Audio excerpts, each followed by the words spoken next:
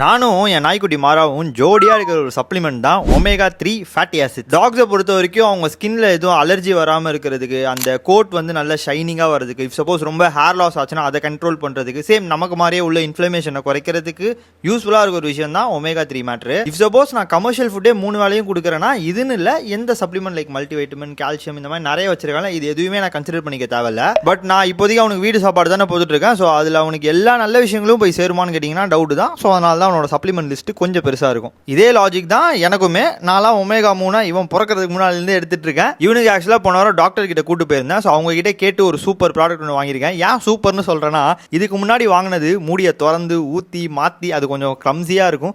இது just 2 pump வச்சா போதும், டமால் வந்து விழுந்துரும். இதே மாதிரி நீங்க யூஸ் பண்றதுக்கு ஒரு நல்ல ஒமேகா 3 ரெக்கமெண்டேஷன் வேணும்னா மேபி யூவி ஃபிட்டை செக் பண்ணி பாருங்க. இது ஏன் கொஞ்சம் கன்வீனியன்ட்டா இருக்கும்னா, இப்போ நீங்க நார்மலா சிங்கிள் ஸ்ட்ரென்த் சப்ளிமெண்ட் வாங்கினீங்கன்னா அதில் EPA DHA ரெண்டும் சேர்த்து 180 இருக்கும். ஸோ டோட்டல் 360 mg வரும். பட் நம்ம பாடிக்கான ரெக்குவயர்மெண்ட் பார்த்தீங்கன்னா 800 to அட்லீஸ்ட் 1 கிராமாவது இருக்கணும். யூவி ஃபிட்ல இருக்கிறது ட்ரிபிள் ஸ்ட்ரென்த்னால EPA DHA ரெண்டுமே சேர்த்து 900 mg வந்துடும். ஒரு டீசென்டான ரெக்வயர்ட் அமௌண்ட். பட்ஜெட் வைஸ்லயும் கொஞ்சம் காஸ்ட் கட் பண்ற மாதிரி நீங்க லோகிட்டன்ன்ற கூப்பன் கோட் போட்டீங்கன்னா உங்களுக்கு 10% டிஸ்கவுண்டும் தராங்க. ஸோ அதுவும் ஒரு சின்ன பிளஸா இருக்கும். ஃபிஷ் இன்டேக் டயட்ல ஃபோக்கஸ் பண்ண முடியாதவங்க சப்ளிமெண்ட் செக் பண்ணி பார்க்கலாம். எந்த மீல்ல நானும் சரி மாறாவும் சரி முட்டை மீல் சாப்பிட்றோமோ அந்த மீலோட ஒமேகா 3 சேர்த்து எடுத்துப்போம். பிகாஸ் அதுல ஃபேட் இருக்கிறதால இந்த ஃபேட் சாலிபிள் வைட்டமின் ஈஸியா அப்சர்வ் ஆகும். அண்ட் நண்பர்களே, இதை தவிர்த்து வேற ஏதாவது சப்ளிமெண்ட்ஸ் உங்க நாய்க்குட்டிக்கு தந்தீங்கன்னா அது இன்னும் நல்லா இருக்கும் அப்படின்னு நீங்க நினைச்சீங்கன்னா அதவும் போட்டு விடுங்க. அது என்னன்றதை பார்த்து நானும் தெரிஞ்சுக்கிறேன்.